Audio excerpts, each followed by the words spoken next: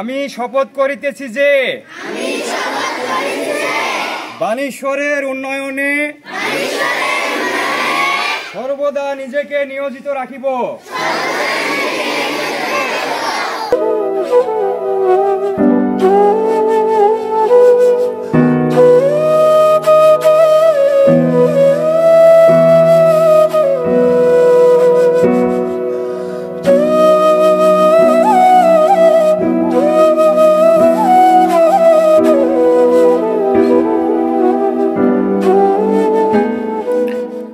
শিক্ষার নগরী রাজশাহীতে বেসরকারি শিক্ষা প্রতিষ্ঠানের দিক থেকে আদর্শ এবং অনুকরণীয় শিক্ষা প্রতিষ্ঠানের প্রতিচ্ছবি হল পুঠিয়া উপজেলার বানেশ্বরের একটি নির্মল, স্বচ্ছ, সুন্দর এবং অনুপম পরিবেশে অবস্থিত orchard public school and college.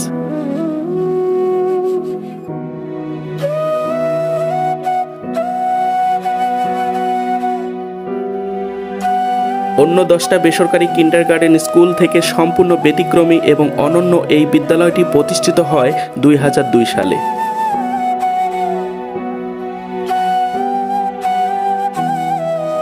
এই প্রতিষ্ঠানটির পরিবেশ, শিক্ষাদান পদ্ধতি, নিয়ম নীতি সবকিছুতেই রয়েছে ব্যতিক্রমী ছোঁয়া।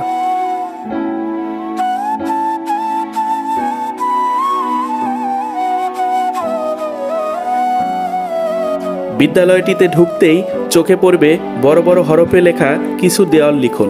নীতি, নৈতিকতা এবং আদর্শ জ্ঞান সম্বলিত এই লিখনিগুলো যে কোনো অভিভাবক এবং দর্শনার্থীদের হৃদয় মন আকৃষ্ট করবে।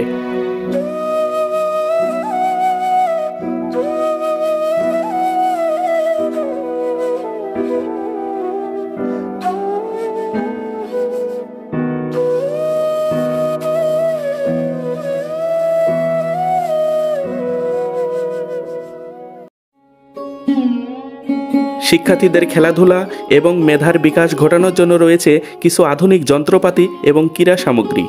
তাদের রয়েছে নিজস্ব পরিবহন ব্যবস্থা।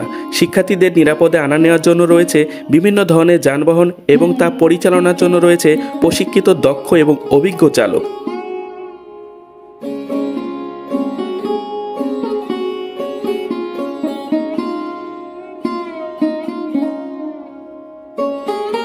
শুধু তাই নয়, দূর দূরান্ত থেকে আগত অভিভাবকগণ স্কুলের ওয়েটিং রুমে বসে যখন তার প্রিয় সন্তানের জন্য অপেক্ষার প্রহর গুনতে থাকেন, অপেক্ষার প্রহর গুনতে গুনতে যখন তাদের ক্লান্তি বা বিরক্তির ভাব আসে, ঠিক তখন স্কুল কর্তৃপক্ষ তাদের সেই ক্লান্তি ও বিরক্তি দূর করার জন্য গ্রহণ করেছেন একটি ব্যতিক্রমধর্মী উদ্যোগ। মুসলিম অভিভাবকদের সহিহ কুরআন শিক্ষা প্রদানের জন্য দেয়া হয় ধর্মীয় গ্রন্থ এবং প্রশিক্ষণ।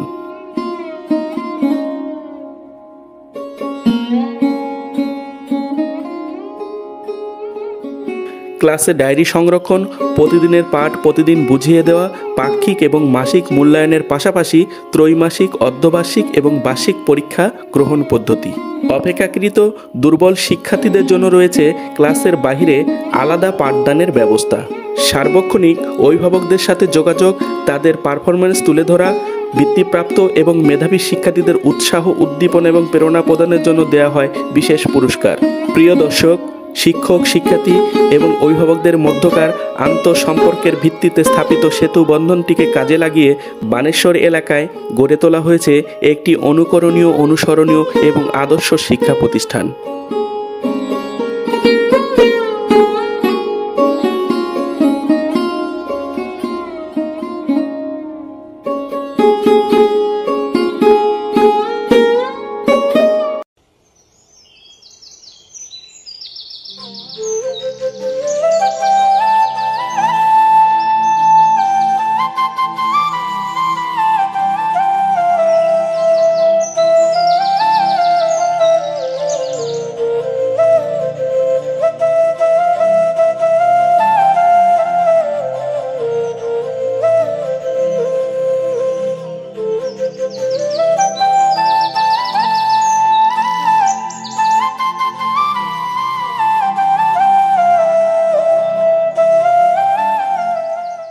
সুন্দর, পরিপাটি, একটু মোটাসোটা এই মানুষটির নাম মোহাম্মদ পলাশ আলী। তিনি তার জাদুকরী ছোঁয়ায়, মিষ্টি ভাষায় এবং যত্নশীল কর্মদক্ষতায় আপন করে নেন কোমলমতি শিক্ষার্থীদের। শুধুমাত্র পাঠদান এবং শিক্ষক পরিচালনার কাজেই সীমাবদ্ধ থাকেন না তিনি। গল্প, কবিতা, গান বা গজল গেয়ে শিক্ষার্থীদের মাতিয়ে রাখার পাশাপাশি প্রতিদিন সবার আগে স্কুলে আসা আর সবার পরে স্কুল থেকে প্রস্থান এ যেন তার নিত্য নৈমিত্তিক রুটিন। কোনো কাজকে ছোট বা অবজ্ঞার চোখে দেখেন না বলেই তিনি শিশুদের বাথরুম থেকে এসে হাত ধোয়ানো, নিজের হাতে খাইয়ে দেওয়া, শিক্ষার্থীদের ইউনিফর্ম পরিয়ে দেওয়ার পাশাপাশি স্কুলের বাথরুম পর্যন্ত পরিষ্কারের কাজ তিনি করে থাকেন। তার কর্মদক্ষতা, বিচক্ষণতা, দূরদর্শিতা এবং মহানুভবতায় স্কুলে তৈরি হয়েছে এক মনোরম পরিবেশ, যেখানে তার প্রতি নিরঙ্কুশ আস্থা রেখেছেন শিক্ষার্থী, শিক্ষক, অভিভাবক এবং পরিচালনা পর্ষদ। কথা বললাম এই নিরহংকারী মানুষটির সঙ্গে। স্যার, আপনি এখানে কি করছেন? ওয়াশরুম পরিষ্কার। আপনি নিজেই করেন এটা? না, এগুলো খালা করে, যদিও মাঝে মাঝে অনেক সময় খালা ব্যস্ত থাকে। আচ্ছা আচ্ছা, তখন সময় দিতে হয়। ও, কিন্তু একজন প্রিন্সিপাল হয়ে আপনি এই সব কাজগুলো করছেন, আসলে এটা একটা গর্বের বিষয়। আসলে কি কোনো কাজ কি ছোট? না, আমি প্রিন্সিপাল মনে করি না বা পরিচালক মনে করি না। আমি মনে করি যে অর্চাড পাবলিক স্কুল অ্যান্ড কলেজের আমি একজন কেয়ারটেকার। আল্লাহ তাআলা আমাকে এখানে একটা দায়িত্ব দিয়েছে কেয়ারটেকার হিসাবে। আমার এই কেয়ারটেকারের দায়িত্বগুলোর মধ্যে এটা একটা। আপনি এখানে অপেক্ষা করছেন কেন? আমার বাচ্চা এখানে, বাচ্চা বলতে কি ছেলে না মেয়ে? আমার একটা ছেলে ক্লাস 6 এ পড়ে, একটা মেয়ে ক্লাস লিলিতে পড়ে। আচ্ছা, দুইটাই এখানে পড়ে? হ্যাঁ, দুইটা ছেলে মেয়ে আমার এখানে ভর্তি আছে। বাচ্চাকে প্রতিদিন নিয়ে যায়, এজন্য বাচ্চার জন্য অপেক্ষা করছি। আচ্ছা আচ্ছা, তো আপনার কাছে একটু জানতে চাচ্ছি যে আপনি যেহেতু অপেক্ষা করছেন, যে প্রতিষ্ঠানে আপনার দুইটা বাচ্চাই পড়াশোনা করছে, সেই প্রতিষ্ঠানের পড়াশোনার মান বা টিচারদের টিচিং ক্যাপাসিটি বা মেথড কেমন? ইনশাআল্লাহ এখানকার টিচিং ব্যবস্থা অনেক ভালো। আচ্ছা আচ্ছা, মানে প্রতি অধ্যায় শেষে, মূল কথা হচ্ছে প্রতি অধ্যায় শেষে এদের একটা মূল্যায়ন পরীক্ষা হয়। যে আপনি যে বললেন একটু আগে যে অনেক বছর ধরে এখানে পড়াশোনা করাচ্ছেন, তো আপনার সন্তানের কি উন্নতি অনুভব করছেন? হ্যাঁ, ইনশাআল্লাহ আমার বাচ্চার অনেক উন্নতি হয়েছে। আমার বাচ্চা আগে যেটা পারতো না, এখন অনেক অনেক গুরুত্ব বেড়েছে। তারপরে হলো যে এখন পড়াশোনা আগের তুলনায় অনেক ভালো। জি হ্যাঁ, ইনশাআল্লাহ। আমার একটা ছোট বাচ্চাকে আমি যেহেতু ভর্তি করাইছি, আমি তো বুঝতে পারছি যে সাপ্তাহিক পরীক্ষা, মাসিক পরীক্ষাতে বাচ্চারা কতটুকু উপকৃত হচ্ছে। এখানে অন্যান্য স্কুলের তুলনায় আমি মনে করি যেখানে শিক্ষা ব্যবস্থা খুব ভালো। এখানে লিলি থেকে যে শিক্ষাটা দেওয়া হয়, অন্যান্য স্কুলে ক্লাস 1 এ ওই শিক্ষাটা দেওয়া হয় না। এই প্রতিষ্ঠানে যিনি অধ্যক্ষ হিসেবে দায়িত্ব পালন করছেন, পলাশ স্যার, তো ওনার সম্পর্কে আপনাদের ধারণা, মতামত বা তার দক্ষতা, তার ব্যস্ততা, তার যে দায়িত্ববোধ, এটা সম্পর্কে আপনাদের মতামত? জি হ্যাঁ, ইনশাআল্লাহ তিনি খুব একজন ভালো মানুষ। প্রতিষ্ঠানে বাচ্চাদের তিনি সবসময় খেয়াল রাখেন। আচ্ছা, সবসময় খেয়াল রাখেন এবং পড়াশোনার ব্যাপারে শিক্ষকদের অনেক চাপে রাখেন। আচ্ছা, এমনিভাবে অনেক অভিভাবকের সঙ্গে কথা বললাম, তাদের সবার উত্তর প্রায় একই রকম। আজকের শিশুরা হচ্ছে আগামী দিনের ভবিষ্যৎ। আপনি আপনার বাসায়, আমি আমার বাসায় বা যে কোনো জায়গায় আমরা শিশুদের যত্ন নিব। শিশুদের আমরা যত্ন নিলে ওই শিশু আস্তে আস্তে বড় হবে, একজন রাজনীতিবিদ হবে, একজন সরকারি আমলা হবে, বড় সরকারি কর্মকর্তা হবে, ব্যবসা বাণিজ্য করবে এবং তারা দেখা যাচ্ছে যে তাদের মানবিক যে শিক্ষাটা এখান থেকে পাবে, পাশাপাশি তাদেরকে আমরা যেভাবে বড় করব, পরবর্তী প্রজন্ম কিন্তু সেভাবেই শিক্ষাটা পাবে। এর জন্যে অর্চাড কিন্ডারগার্টেন অতুলনীয় একটি প্রতিষ্ঠান। আমি সে কারণে হচ্ছে যে পলাশ স্যার পরিচালক, এখানকার প্রিন্সিপাল, এনার সার্বিক সফলতা কামনা করি। যেহেতু আপনি একজন বিশিষ্ট রাজনীতিবিদ এবং আসলে সবাই জানে, সার্বজন সমাদৃত আপনি একজন ব্যক্তি, সবাই জানে যে বর্তমান যিনি সমবায় মন্ত্রণালয়ের প্রতিমন্ত্রীর দায়িত্ব পালন করছেন আব্দুল ওয়াদুদ দারা স্যার, ওনার আপনার সবচেয়ে আস্থাভাজন লোক।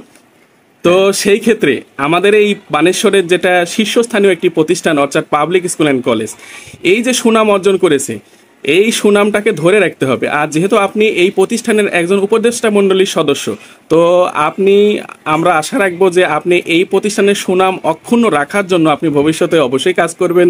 মাশাআল্লাহ, এইভাবে আমি চেষ্টাতে আছি। আমি এগুলো দেখবো এই স্কুলটা যাতে আরো ভালো সুন্দর পরিবেশ আছে, আরো সৌন্দর্য, আরো কিছু কাজ আছে, অবশিষ্ট কাজ আছে। এই কাজ গেলে আমি সহযোগিতা করব আমার মন্ত্রী মহোদয়ের সাথে। যে আপনি যখন থেকে এই প্রতিষ্ঠানের অধ্যক্ষের দায়িত্ব পালন শুরু করছেন, তো অদ্যাবধি পর্যন্ত অনেক কিছুই উন্নতি হয়েছে, পরিবর্তন হয়েছে। তো এই যে প্রতিষ্ঠানের যে পরিবর্তন উন্নতি, তো এই আমূল পরিবর্তনের রহস্যটা কি? আচ্ছা, ধন্যবাদ। আমার এই পরিবর্তনের প্রথম ইতিহাস কিছু আছে। সেটা হলো যে আমি যখন এই স্কুলটা নিই তখন 2021 সালে আমি 24টা স্টুডেন্ট পেয়েছিলাম। 24টা স্টুডেন্ট দিয়ে শুরু করছিলাম।